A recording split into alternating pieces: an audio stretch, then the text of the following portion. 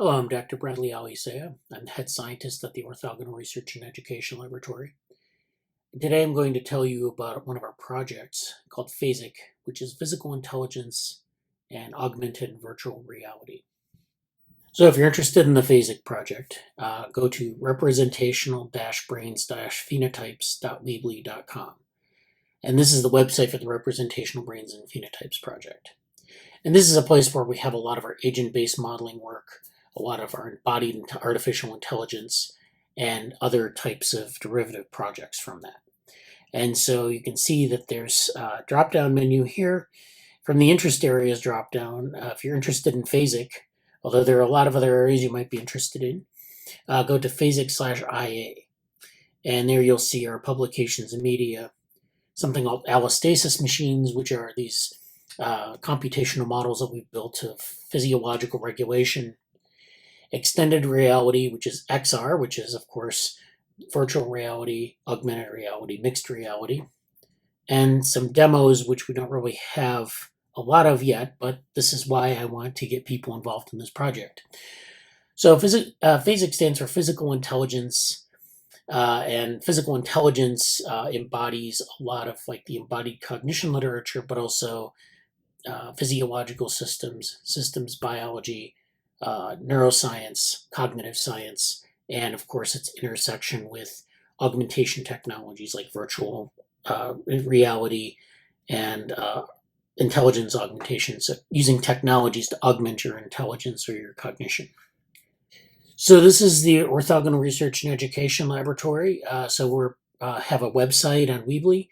We have a YouTube channel, we have a GitHub repository, we have a LinkedIn presence, we have a Medium, which is a microblog, and we have a Twitter feed.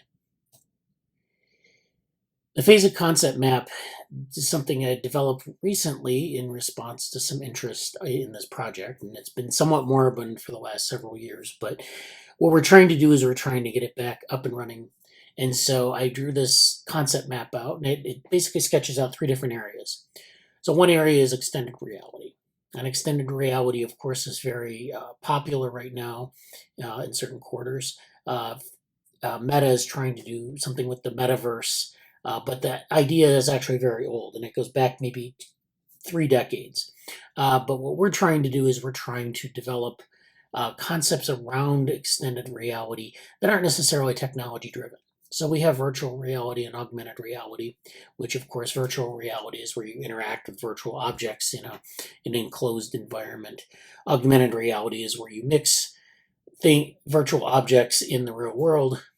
But those technologies aren't enough. And a lot of times we just focus on the technologies and not on what those types of things mean in terms of perception or physiology or physiological regulation or cognition. So we have two additional categories. One is body mapping, which is mapping the body to mapping the body as a representation in the mind to different technologies, and using different technologies that might extend your ability to sense or to touch things or to feel things. And then spatial computing and representations, which kind of extend that out, but extend that out into the external space. Basically, if you're in a virtual environment, how do you treat space? How do you map that into your internal representation, and how does that change over time, which I think is a critical aspect of it.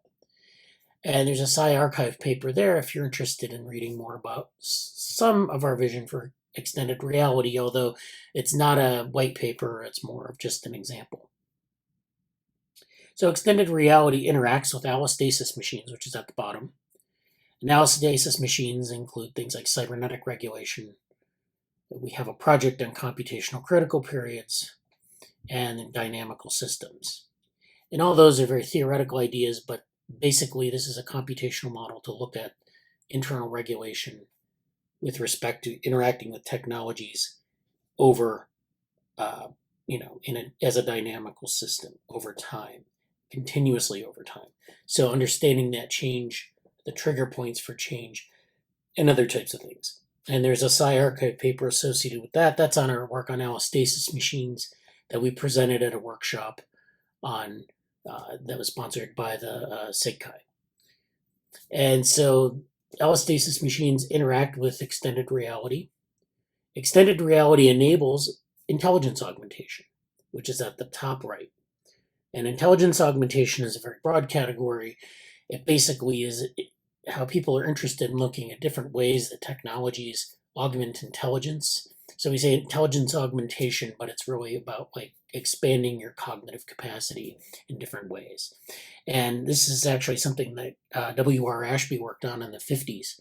And he had a paper on an intelligence amplifier, which was, a very cybernetic view of this type of thing. But in the interim, we've had a lot of technologies that have come about that have really driven some sort of questions about how do you achieve this efficiently? Is it good for you? There are a lot of things. It's actually coming into its own as a practical concern, and so but there are still a lot of things we need to work out. A lot of sort of high level concepts that need to come together to sort of really understand what's going on here. So we have this concept of embodiment as phenotypes. So embodiment is just saying you have a body isn't enough. We have to deal with the concept of a phenotype and the concept of maybe what your internal regulation of your physiological system or your brain, how it interacts with the body, with the phenotype, and then how that interacts with the environment. You have adaptation. So a lot of times people adapt to things. They adapt to different, they adapt to different temperatures, they adapt to different, but sometimes they have to adapt to different technological environments. And so that's why we deal with adaptation. If you're training yourself on an environment, or if you're involved in an environment, long-term plasticity, which is a corollary of adaptation, also comes into play.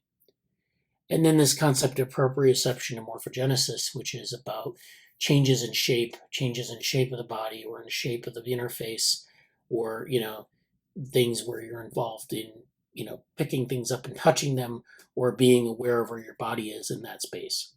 So it's a very theoretically oriented category, as well as being very practical. And there's some archive papers you might want to check out on this that kind of bring this together a little bit better. And so allostasis machines regulate intelligence augmentation, and extended reality enables intelligence augmentation.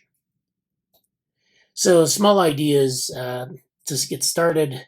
We have extended reality, which is virtual reality, and augmented reality, which are really about implementing technologies or exploring that technological space to see which things are best for realizing this vision. And then we have these other concepts that are related to the use of these technologies, very practical concepts about how these things get represented in the brain. But big ideas then, of course, are intelligence augmentation. And these are bigger categories, and these will require more sort of defining them in terms of what they look like in practical systems and how we can leverage them. And this may be for system design, or it may be for understanding them experimentally. But these are bigger concepts, and they'll, as such, require more work, more theory building, and more investigation. So the next steps for this project, as I said, it's been moribund for a while, but I'd like to bring it back to the forefront. The first thing we need is to recruit people for different parts of the roadmap. So logically, I showed you the roadmap, and I wanted to attract your attention to different parts of it because we need people to work on specific things in that roadmap. So, for example, people who are interested in systems, neuroscience, or biology, human augmentation, and virtual augmented reality might find some of these things very tantalizing and interesting to work on. And not just the technology, but going beyond the technology to work on other related issues. And as I said, a lot of this is conceptual or maybe theoretical, so we need to refine the theory building aspect. So it's not enough just to map them to the real world, but we need to refine the theory itself, because as these things interact with the real world, these very abstract theoretical concepts need to be refined, so we kind of know we can make better predictions and kind of know what we're talking about better, because they're very hard to understand as this abstract concept. People usually don't have a mental model of like virtuality, and so that's what we're trying to achieve with this as well. Then we have a Discord, Principles of Bits to Matter to Mind, and you'll see we have a Discord overview video in this channel that you might want to check out on that. We specifically for that, we need discussion leaders and open paper leaders. So discussion leaders would go and take a channel or two, and they'd curate it. They'd basically drive discussion. They'd organize, if people put papers or resources in there, they'd organize them, put them together, and package them as a way to realize some of these steps, such as theory building or some of these other investigative techniques that one might use. And then open paper leaders would take this at the other end and say, once we have all this defined, then let's produce some artifacts that show people that we have something to contribute on this topic. So open paper leaders would be people who would spearhead paper writing or presentation making or something like that, or at least putting that together in a way that's actionable. Then finally, we need to develop distributed technologies, and this is largely for the AR and the VR component to this. So we need to have easy to implement demos and experiments and focus on affordable technologies. So as our group is distributed around the world, it would be nice if we had, easy to implement things for them to do research where they are. It could be in their own research group, it could be in their home, but to have, their different types of technologies that are maybe a couple $100 or maybe less. And you don't have to have a VR headset to do this. You can use different techniques of, with cameras, with televisions, with other things. And this is something we're trying to develop some ways to kind of investigate some of these phenomena. They don't necessarily need to be at the highest level of technology, but they need to be something that we can implement. But that also has what we call ecological validity, which is that it's valid from it's like the thing we're trying to explore.